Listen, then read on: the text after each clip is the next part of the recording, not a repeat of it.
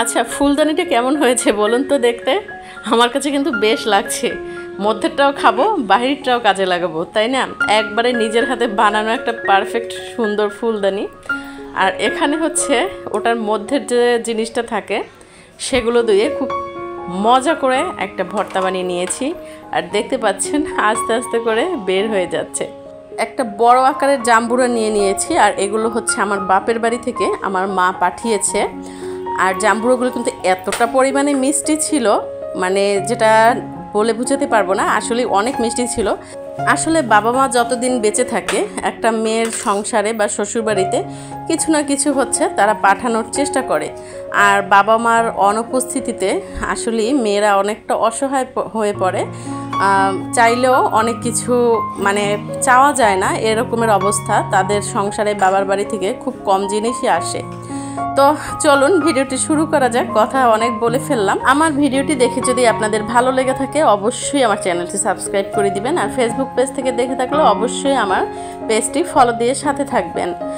আর এখানে কিন্তু আমি এই যে জাম্বুরাটা সুন্দর করে আস্তে আস্তে খোসা ছাড়ানোর জন্য কেটে নিচ্ছি। আসলে আপনারা কে কিভাবে জাম্বুরা মাখানো খেতে পছন্দ করেন অবশ্যই কমেন্টস করে জানাবেন। আর আমার ভিডিওটি যদি ভালো লেগে থাকে অবশ্যই সুন্দর একটা কমেন্টস করবেন, লাইক দিবেন, কারণ আপনাদের একটা কমেন্টস কিন্তু আমাকে অনেকটা উৎসাহ দেয় নতুন একটি ভিডিও তৈরি করার জন্য। তো এই যে দেখতে পাচ্ছেন আস্তে আস্তে করে এই যে খোসাগুলো ছাড়িয়ে নিচ্ছি। আর এই খোসাটা কিন্তু আমি ফেলে দিব না, এটা দিয়ে আমি এই যে দেখতে পাচ্ছেন কতটা সুন্দর একটা ন্যাচারাল একটা ফুলদানি তৈরি করে ফেললাম।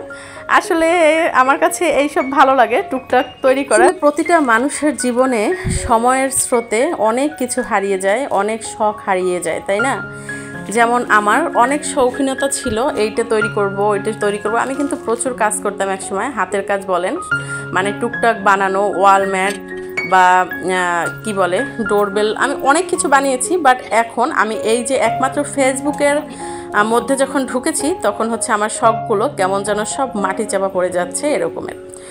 তো এই যে আমি কিন্তু জাম্বুরা খোসা ছাড়িয়ে নিয়েছি। এখন আস্তে আস্তে করে এই যে এগুলো সুন্দর করে বের করে নিব।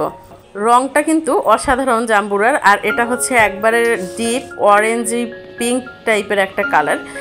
আর হচ্ছে এই যে দেখতে পাচ্ছেন কালারটা যেরকম সুন্দর, খেতে অনেক মিষ্টি ছিল। তো জামাই যখন রাতে বলে যে আমাকে একটু এটা মাখিয়ে দাও, তখনই কিন্তু আমি মাখানোর জন্য চলে এসেছি। আর জামাই বলে কথা, মানে স্বামী যদি কোনো কিছু আবদার করে সেটা কোনো মেয়েই ফেলতে পারে না, সেটা রাত হোক বা দিন হোক।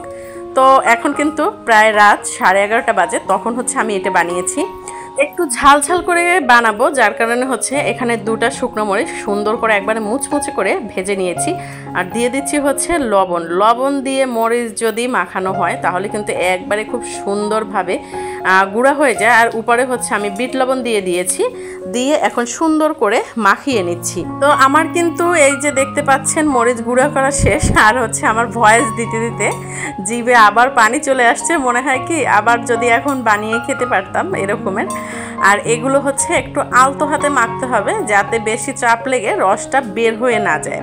তো এই যে দেখতে পাচ্ছেন মানে মরিচ, বিট লবণ আর লবণ দিয়ে সুন্দর করে মাখিয়ে নিয়েছি। এর মধ্যে হচ্ছে এখন সরিষার তেল দিয়ে দিলাম। অতিরিক্ত গরমের মধ্যে দুপুরে হোক বা রাতে হোক এই টক মাখানো খেতে কিন্তু খুবই ভালো লাগে। তো এখানে কিন্তু আমার এই যে জাম্বুরা মাখানো কমপ্লিট হয়ে গেছে দেখতে পাচ্ছেন। এখন হচ্ছে একটা মোল্ডের মধ্যে নিয়ে নিচ্ছি। আর এটার রহস্য কি জানেন, বলছি, একটু অপেক্ষা করুন। আর এখন দেখতে পাচ্ছেন হচ্ছে ম্যাজিক। আর এই ম্যাজিকটা দেখে কিন্তু আসলে আমার বাচ্চাদেরও খুব ভালো লেগেছিল। মানে এই যে দেখতে পাচ্ছেন আস্তে আস্তে বের হয়ে আসছে আর আস্তে আস্তে পড়ে যাচ্ছে, সেই স্বাদ ছিল।